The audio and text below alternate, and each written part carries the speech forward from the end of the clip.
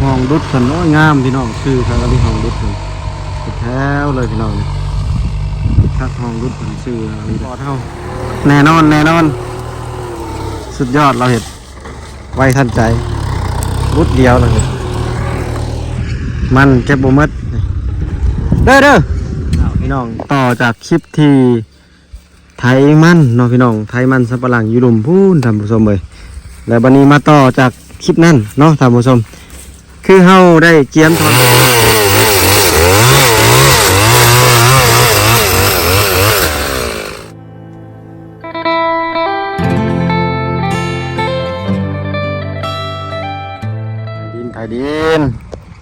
ไถดินปลูกมันเลยเริ่มต่อ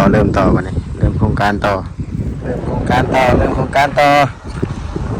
ปลูกมันนี่ต่อซีเมอร์รถฟอร์ดเฮาครับอันนี้ละเอียดเลยขับกันเลยครับโอ้มันเก็บบ่มัดนี่เดี๋ยวแล้วก็สอบเติมไว้นี่เนาะกำลังชาร์จแบตเตอรี่คากะลีซีเมนต์รถฟอร์ดเฮาแน่นอนสุดยอดเราเห็นไวทันใจรุดเดียวเราเห็นมันเก็บบ่มัดเด้อโครงการใหม่ปลูกมันคือเก่าราคาถูกราคาแพงกับปลูกคือเก่าเนาะเอาเดี๋ยวปีนี้ก็ลองรุ่นนี้นำกันว่าสิได้กำไรหรือลุกขึ้นเนาะท่านผู้ชมเป็นจังใดเด้ทางพี่ทางน้องทางฝั่งไทยฝั่งลาวปลูกคือเก่าบ่มันสำปะหลังเฮาเนาะทางเมืองพีนทางเบาหิดนี่ปลูกคือเก่าเด้อสิลุบหรือสิได้กับปลูกคือเก่าเนาะพี่น้องได้ลงทุนมาแล้วเด้เป็นจังใดซะเนาะเดี๋ยวไปเบิ่งรถฟอร์ดก่อนพี่น้องเอ้ยอันนี้ถ้ากะลีเราเฮ็ดพูดเดียวนึงพี่น้องเอ้ยเบิดแล้วเท่านี้ขี้ดินเราดุดออกกมะพร้าวตายปลูกแล้วก็ตายพี่น้องเอ้ยอย่างนี้แต่กาบมันกว้างเติบปีนี้พวกเราเพิ่นดุดมาฮอดพี่เลยพี่น้องเอ้ยปีกายนี่บ่ได้ดุดมาฮอดพี่ปลูกบ่ได้หญ้าขึ้นเต็มหมดแถวนี้พี่น้องเนาะปีนี้สิไทยฮอดพี่กว้างเติบพี่น้อง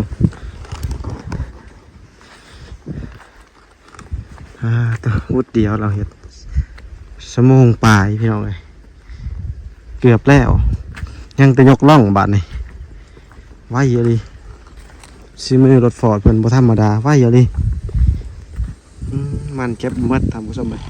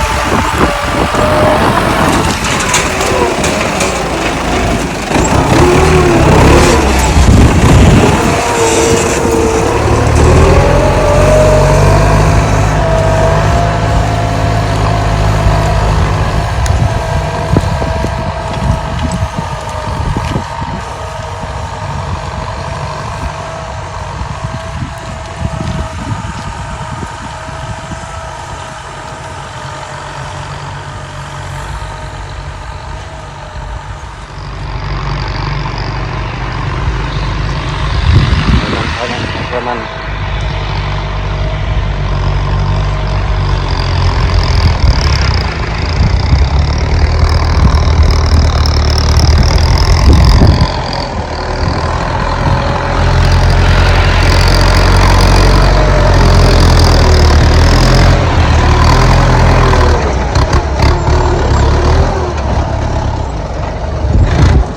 ส่วนมันไทยส่วนมันสำปะหลังเจ็บบ่มัดท่านผู้ชมเจ็บบ่มัด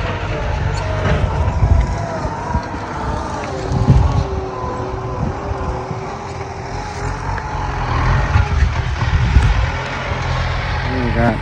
เพิ่นสิไถไปยาวๆไปซี่ทางนี้ไถยาวไปแบบซี่ทางนี้แต่ไถยาวไปแบบซี่ให้ห้องน้ำมันไหลลงไปเด้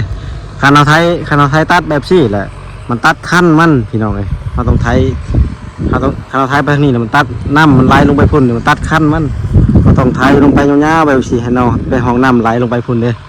ไหลลงไปพุ่นเลยห้องดุดเพิ่นโอ้ยงามพี่น้องชื่อทางนี้ห้องดุดเพิ่นเป็นแถวเลยพี่น้องทักห้องดุดเพิ่นชื่ออะไรทุกอย่างไปทางลมเบิ่งพี่น้องไอ้ห้องดุดเพิ่นเป็นแถวครับ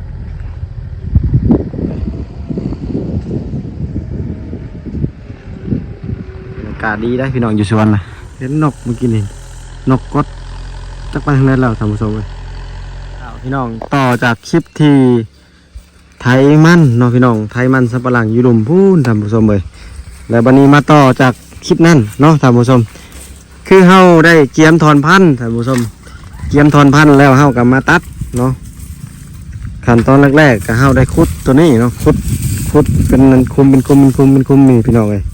ขุดเป็นคุมเลยเอาตัดไม้ลำนี้มาเนาะตัดไม้สั่งไผ่นี่มาตัดไม้มาอะไรก็ประมาณ2 เมตรประมาณเม็ดปลายท่านผู้ชมแล้วก็มาซักใส่หกเสาเนาะอันนี้1 2 3 4 5 6แล้วก็มามัดบัดนี้เอาลำมาใส่แล้วมามัดท่านผู้ชมเลย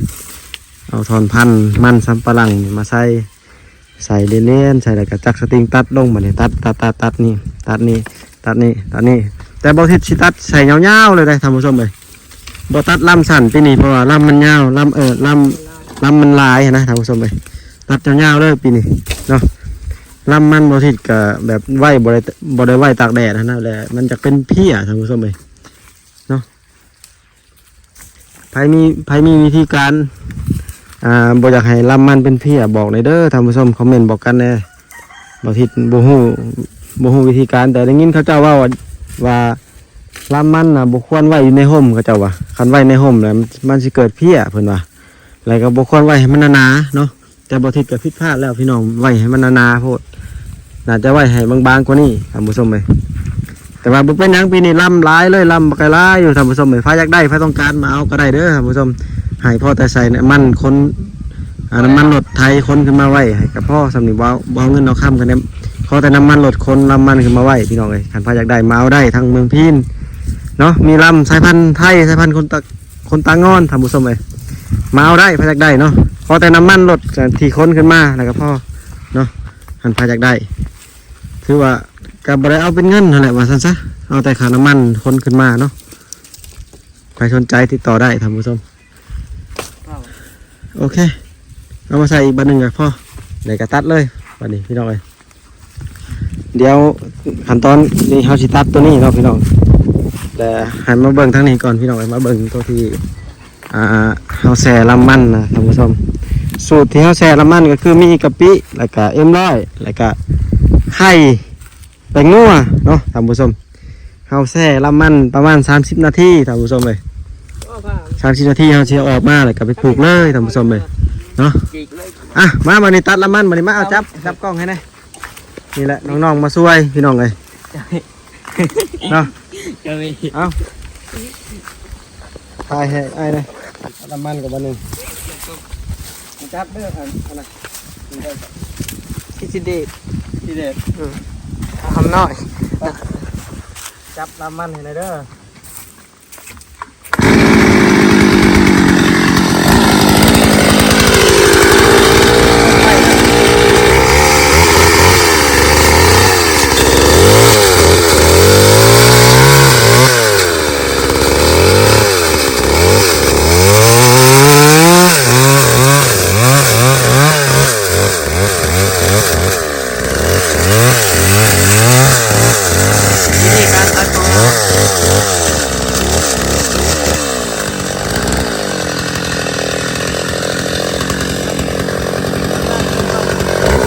สนใจไปเห็นแบบเลยครับ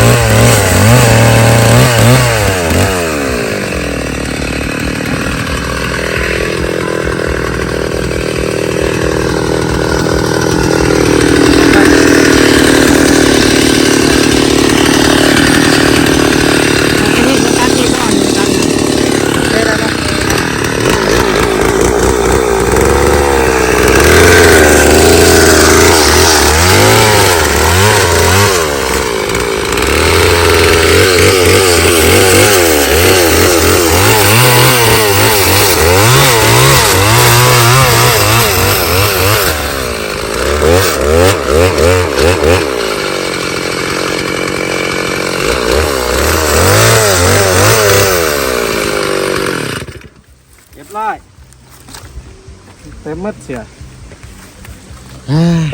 เรียบร้อยทำผู้ชมเลย เขาแห่ยังไม่กินเลย ตัดบอทิดตัดนั่นแบบทิ่มลำมันลายนะทำผู้ชมเลยว่าสั้นๆเพราะว่าลำมันที่นี่เยอะแยะว่าสั้น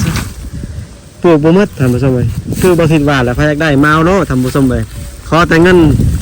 ที่ใส่น้ำมันคนขึ้นมาคนลำมันขึ้นมาไหวเท่านั้นพ่อทำผู้ชมเลยบ่ได้หลายดอกเพราะว่าลำมันหลายปีนี้ทำผู้ชมเลยเนาะคุณบอทิดตัดนี่เงาเลยทำผู้ชมเงาเลยเวิร์ดลำมันปีนี้ปลูกทำสิปลูกทำผู้ชมเลยเอาทำสิแหละจังสิแหละทำผู้ชมเลยทำเท่านี้แหละได้เนาะเฮ็ดเวียกก่อนเด้อทำผู้ชมเด้อไผที่ปลูกมันหูมีความหูดีๆก็แนะนำกันในเด้อทำผู้ชมเด้อบอทิดก็มือใหม่หัดปลูกว่าซั่นซะเนาะทำผู้ชมเฮากำลังจะไปปลูกมันตอนนี้ทำผู้ชมเลยใส่รถไถพี่น้องหลังจากตัดลำมันแล้วก็บอทิดสิพาไปปลูกมันทำผู้ชมมานี่ไปครับต้นนำกันเด้ออยู่ทางรุ่มบ่แหละทำผู้ชมเลยน้องๆคนก็มาช่วยตลอดเลยทำผู้ชมเลยอ่ะฝากติดตามต้นนำกันทำผู้ชมเลยวิธีการปลูกมันของเฮาสิเป็นอย่างไรเนาะทางพุ่นและทางรุ่มพุ่นและบอทิดปลูกนะไถแล้วเรียบร้อยแล้วทำผู้ชมปลูกมันนี่กำลัง ตลอดอาชีพดังนะ ปลูกมันฝนกระชิตกแล้วพี่น้องเลยคุณท้องผ้ากระชิตกเลย